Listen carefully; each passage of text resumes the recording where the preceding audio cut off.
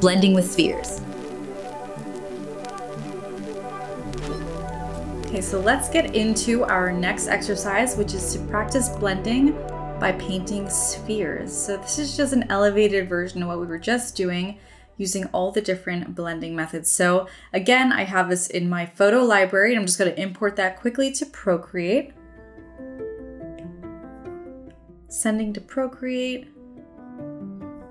Perfect, we'll open that up. Let's go to our gallery. Since we just did grayscale, and that's what I want you to start with. So the left column here is going to be all grayscale, so just black and white just to start easy. And then I want you to move over to color. So for the colors, you can pick whatever color you want. If you want to do 2, if you want to stay with 1, if you want to do a rainbow, it's really up to you. It's all about experimenting and just, don't put too much pressure on yourself to make these perfect. Just getting comfortable. So I'm going to start with the color again, just since we already did the grayscale, and we're going to start with the mixing and blending brush. So I'm just going to zoom up here. And for the colors, I'm going to do like a blue and purple. And if you want to outline the sphere first on this template, all you have to do is just with a smaller brush, as well as you can, try to trace that circle. It's not going to be perfect. And then just hold your Apple Pencil on the iPad and you'll get that nice sphere. If you want it bigger, you can bring that in, bring it bigger, smaller. It's up to you. Get it right there, which is a really fun tool in Procreate. I really love that you can do that and make shapes, a lot more clean. It just saves you time in that way. So that's a nice little shortcut to know if you didn't know that one already. But now we have our nice little outline of a sphere and we can get into the blending. So picture the light source. We're just going to keep the same light source for all of these. Since we're painting a 3-dimensional object, we want to be thinking about that. So I'm thinking that the light would be coming here. So we would get a nice little shadow down here. And this light would bounce up right here on the sphere. So our darkest area is going to be right over here. We're going to get a nice little mid-tone, not a super light value, but it's going to be lighter than our deepest shadow just because we have that light bouncing off.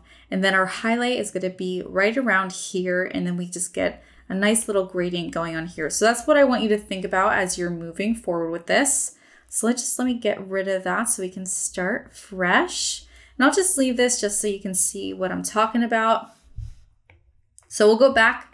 We'll start with our darker purple. And I'm just going to add that band of deep shadow. And we want to think of the curve of the sphere. So you don't want to just bring it in flat because it's going to automatically flatten that shape out. So you want to go with the curve of the sphere with the shape.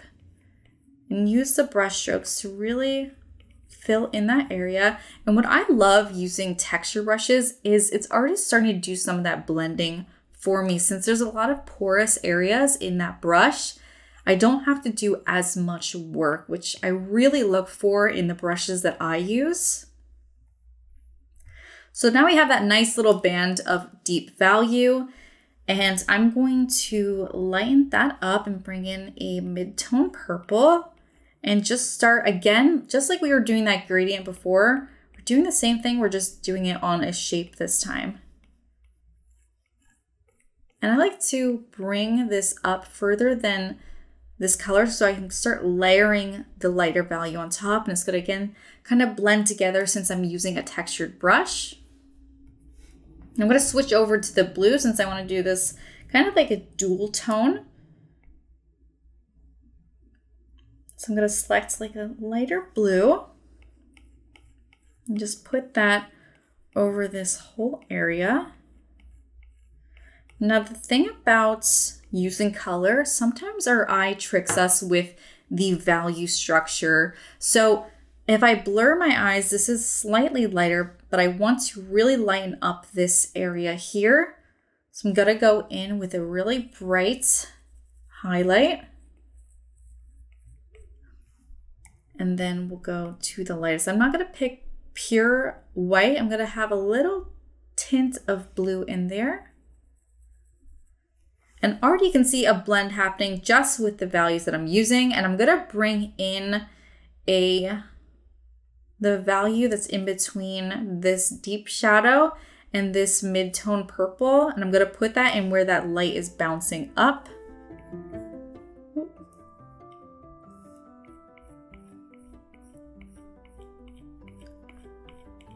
And again, I'm just going to the curve of the sphere. And I'm gonna bring this shadow down a little bit more, just because I painted over it a little bit. Again, just to start getting that nice blend happening. Perfect. And I might even add a little bit of blue since our lighter values where the light's hitting is blue. And since this is light bouncing off, I'm gonna add some blue in there as well.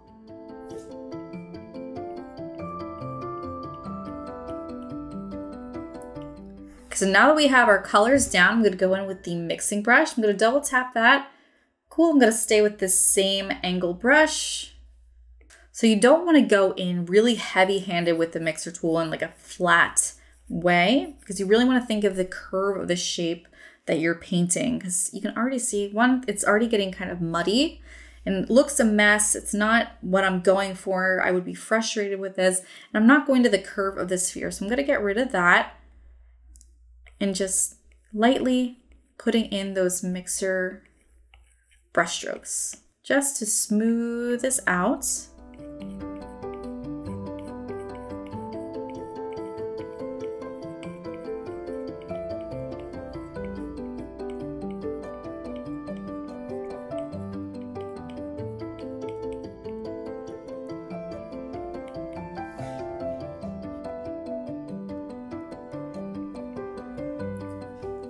And usually when you have a highlight, you kind of want that highlight to stick out on its own. You don't have to blend that in super well. You can have a really strong, almost pinpoint highlight there, or if you want it to be a little bit softer, let's go back to our mixer brush. You can just kind of soften that highlight in.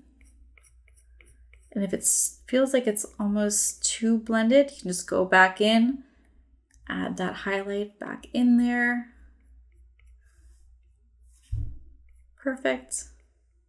Now we have our sphere. I like my highlights to be kind of chunky and not super blended, so I'm just gonna leave it like that. And that's our first sphere with the mixing and blending brush. So the same thing with the rest of them. You can keep with the same lighting just to make your life easier.